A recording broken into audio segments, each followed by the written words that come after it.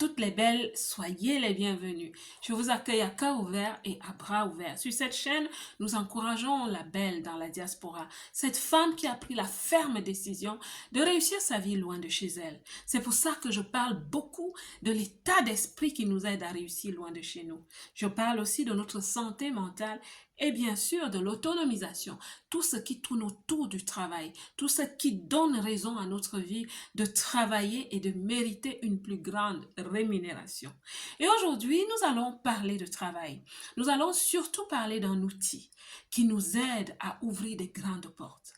Plusieurs d'entre vous, mes belles, vous aimez travailler dans des grosses boîtes. Vous rêvez de travailler dans des grandes entreprises, mais cela ne se fait pas. Je vais vous parler dans cette vidéo de l'expérience d'une belle, d'une femme dans la diaspora. Franchement, son potentiel un jour a été activé. Elle s'est rendue compte du potentiel qu'elle avait, des compétences qu'elle avait enfouies en elle, mais elle se négligeait. Et plusieurs d'entre vous, mes belles, vous êtes comme ça. Vous avez fait de grandes choses dans vos vies, mais vous ne les comprenez pas. Vous ne savez pas catalyser, vous ne savez pas capitaliser sur votre information. Vous ne savez pas cristalliser votre savoir-faire. Vous ne savez pas donner un nom à ce que vous avez fait, un titre à votre curriculum vitae. Pourquoi? Parce que vous ne savez pas. Restez jusqu'au bout de cette vidéo. Je vais ouvrir vos yeux sur quelque chose. L'information est capitale, ma belle. Les gouvernements utilisent ton information. Les entreprises utilisent ton information. Ne sois pas la seule qui n'a pas encore compris que ton information va t'ouvrir de grandes portes. Ton curriculum vitae, comme disent les latins, la carrière de vie. Curriculum vitae, ça signifie simplement le déroulement de ta vie. Ma belle, ta vie a un déroulement. Il y a des choses que tu as déjà faites. Même si tu ne les méprises, il y a des choses que tu as déjà faites. Il y a des compétences que tu as déjà bâties. Plusieurs personnes négligent le curriculum vitae. Tu postules, on te rejette. Tu penses que c'est parce qu'on ne t'aime pas. Parfois, c'est parce que ton curriculum vitae, qui est ta vitrine, qui arrive avant toi, avant qu'on ne t'invite, ton curriculum vitae parfois peut décourager les gens. Donc, je t'assure, cette belle, elle avait le même problème. Je rencontre une personne dans la diaspora un jour qui me dit, coach, je ne sais pas pourquoi depuis que je suis là, je n'arrive pas à trouver un travail.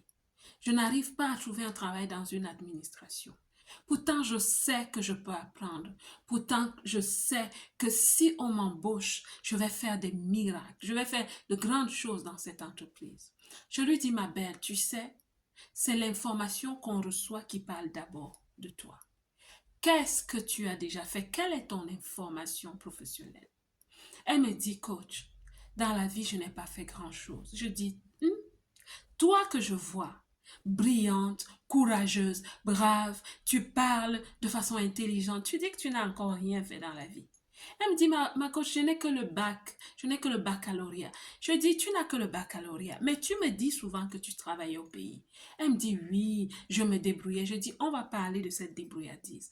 Parle-moi de ce que tu as fait dans la vie. Elle commence donc à m'expliquer. Quand elle était dans son pays natal, elle a travaillé dans certaines activités, dans certaines entreprises. Mais elle méprise, pourquoi? Parce qu'elle n'avait jamais eu vraiment un contrat de travail. Donc, elle ne sait pas comment nommer ses activités. Je lui dis, explique-moi. On a parlé de toutes ces activités, mais avec toi, ma belle, je vais te partager une seule, ce qu'elle m'a dit et ce que c'est devenu. Elle me dit, elle travaillait dans une grande scierie, une scierie industrielle. Et je lui demande, qu'est-ce que tu faisais là-bas? Elle essaye un peu, je lui dis, donne-moi les détails, donne-moi les tâches. Quand tu entrais le matin, qu'est-ce que tu faisais? Elle me dit, voilà, elle travaillait au bureau. Donc, elle avait un travail administratif, elle travaillait au bureau. Et quand elle arrivait le matin, elle accueillait les chauffeurs grumiers qui arrivaient avec des feuilles de route. Vous savez, une scierie travaille autour des grumes, du bois, ce genre de choses. Donc, les chauffeurs grumiers arrivaient avec des feuilles de route. Elle organisait les chauffeurs grumiers, elle les faisait asseoir, elle les accueillait un à un. Elle recevait les feuilles de route de ces chauffeurs grumiers qu'elle classait. Quand ils étaient partis, elle passait à l'étape suivante. Elle ouvrait son ordinateur, elle rentrait toutes les spécifications qui étaient sur les feuilles de route. Donc, chaque catégorie de bois, chaque essence de bois avec les spécifications.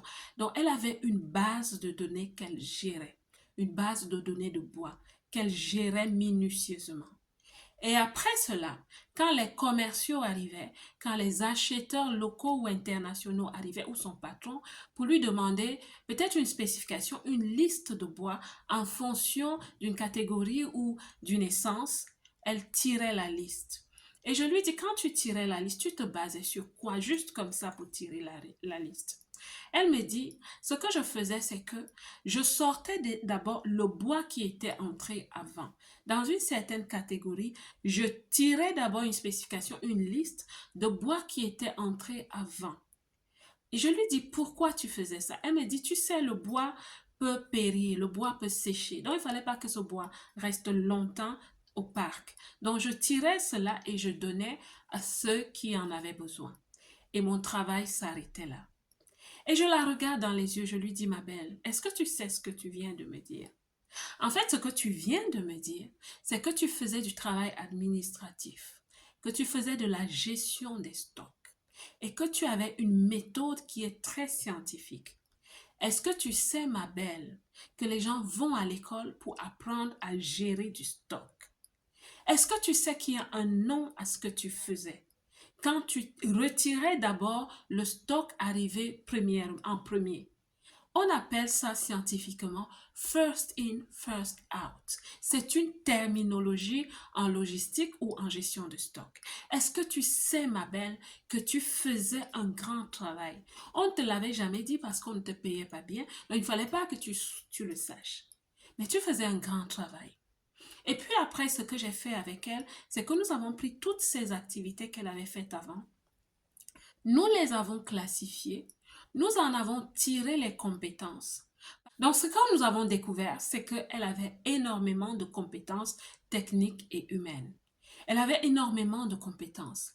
La compétence de savoir collaborer, que ce soit en amont, avec les chauffeurs grumiers, ceux qui venaient, ces personnes qui étaient, elle me disait parfois, c'est des gens qui lui faisaient un peu peur parce que c'était, vous savez, les chauffeurs grumiers, c'est des gens forts, c'est des gens robustes et quand ils arrivaient, il fallait qu'elle les organise, qu'elle sache leur parler. Elle avait des compétences humaines, elle avait des compétences de collaboration et même en aval, avec les commerciaux, avec les acheteurs, que ce soit nationaux ou internationaux, avec son patron. Je lui ai dit, ma belle, mais tu es un powerhouse. Tu es une femme, une leader. Tu as les compétences, mais tu ne le savais pas. Et je m'arrête ici pour dire, mes belles, la majorité d'entre vous, vous êtes comme ça. Vous avez énormément de potentiel.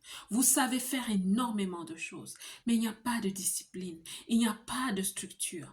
Vous ne savez pas cristalliser votre savoir-faire. Vous faites énormément de bonnes choses. C'est pour ça que plusieurs d'entre vous, vous êtes parfois frustrés. Je ne le dis pas en mal, je le dis en bien. Pourquoi la frustration? Parce qu'il y a en vous de la lumière qui est étouffée. Et cette lumière bout en vous comme un feu parce qu'elle veut s'exprimer. Mais vous ne l'aidez pas parce que vous ne lisez pas aussi beaucoup. Plusieurs femmes ne lisent pas.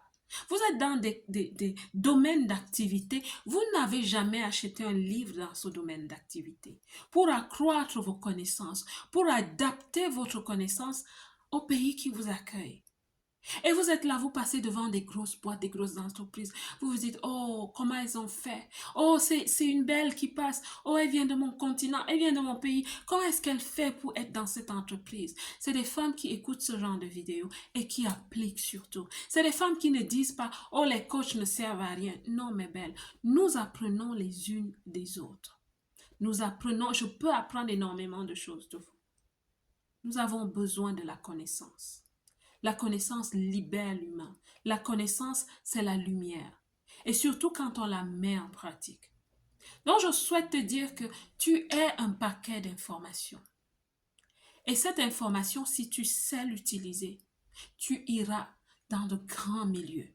Tu ouvriras de grandes portes. Ton information, c'est ta clé. Et cette information, elle se manifeste souvent comme un CV, comme une carte de visite. Sache empaqueter ton information, ma belle. J'espère que ce que j'ai dit dans cette vidéo va vraiment booster et motiver une belle dans la diaspora. Il y a du travail qui chôme, qui attend, qui cherche des gens. Et tu es là, tu as du potentiel. La belle diaspora, j'espère que cette vidéo t'a parlé. Et si elle t'a parlé, sois généreuse. Laisse un pouce, fais-moi signe que tu es passé par là. Laisse un commentaire, pose une question. Dis-moi ce que tu aurais aimé entendre dans cette vidéo. Dis-moi ce que tu souhaites que je te dise encore plus. Toi qui es dans la diaspora, ma belle, c'est pas évident, mais on va y arriver. La belle diaspora, que Dieu vous bénisse tous. Et moi, je vous aime.